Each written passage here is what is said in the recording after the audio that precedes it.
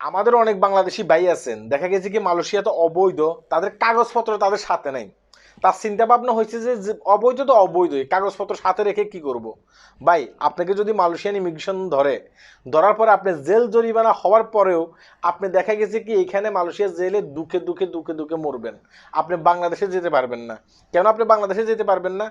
ধরেন আপনাকে Malaysian immigration ধরছে, ধরার পরে জেলখানায় নিয়ে গেছে, নিয়ে যাওয়ার পরে আপনাকে জিজ্ঞাসাবাদ করছে যে তুমি কোন দেশের নাগরিক, আপনি বলছেন আমি বাংলাদেশের নাগরিক। তখন বলবে যে ডকুমেন্টগুলো দেখাও।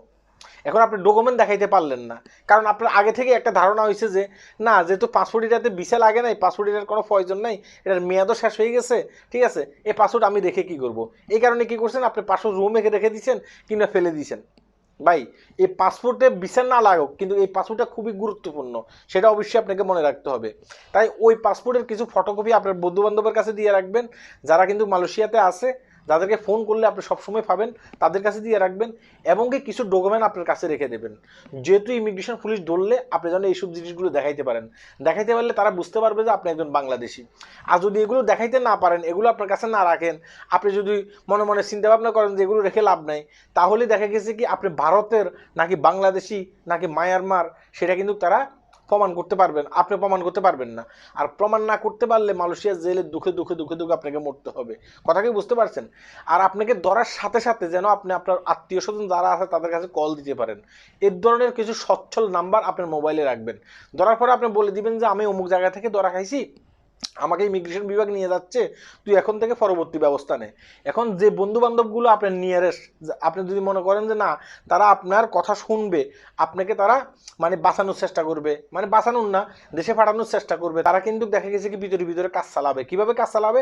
আপনাকে যখন ইমিগ্রেশন ধরে নিয়ে গেছে, ধরে নিয়ে যাওয়ার পর থেকে আপনার কতদিন জেল হবে, আপনাকে কবে আদালতে উঠাবে, কোন ক্যাম্পে আপনাকে রাখা হবে, তারা কিন্তু খোঁজ খবর রাখবে। একটা সময় আপনার সাজার মেয়াদ শেষ হয়ে যাওয়ার পরে দেখা গেছে কি তারা টিকিট কেটে আপনাকে দেশে পাঠাইতে পারবে, যদি তাদের কাছে ওই কাগজপত্রগুলো থাকে আর কি। এখন তাদের কাছে ওই কাগজপত্র নেই, আপনার মোবাইল নম্বরও তাদেরকে দেন নাই, আপনি মানে আইডেন্টি ক্রাইসিসে ভুগতেছেন, আপনি মালয়েশিয়ার জেলে আছেন, তারা জানবে না যে আপনি মালয়েশিয়ার জেলে আছেন, আপনি ধরা খাইছেন না খাইছেন এটাও তারা জানবে না। এবং কি আপনার ফ্যামিলি বাইরে আপনাকে খুঁজতে খুঁজতে হয়রান হয়ে যাবে, কোথায় ধরা খাইছে, কোন জায়গায় ধরা খাইছে, অনেক ক্ষেত্রে তারা কিন্তু এটা জানবে না, ঠিক আছে। আর না জানলে দেখা গেছে কি আপনি মালয়েশিয়ার জেলে পুষে পুষে মরবেন। ভাই আমাদের বাংলাদেশি অনেক মানুষ আছে এভাবে আইডেন্টি ক্রাইসিসে মালয়েশিয়ার জেলে আছে, এখন পর্যন্ত আছে ভাই, ঠিক আছে। তারা প্রমাণই করতে পারতেছে না যে তারা বাংলাদেশি। কেন প্রমাণ করতে পারতেছে না?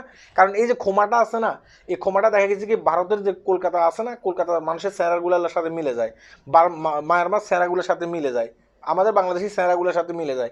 এখন তারা কিভাবে বুঝবে আপনি কি বাংলাদেশি? এই কারণে দেখা গেছে কি আইডেন্টি ক্রাইসিসে অনেকে কিন্তু ভুগতেছে।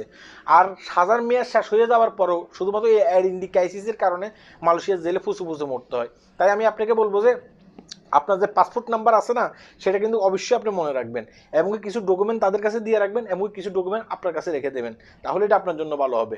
আল্লাহ হাফেজ।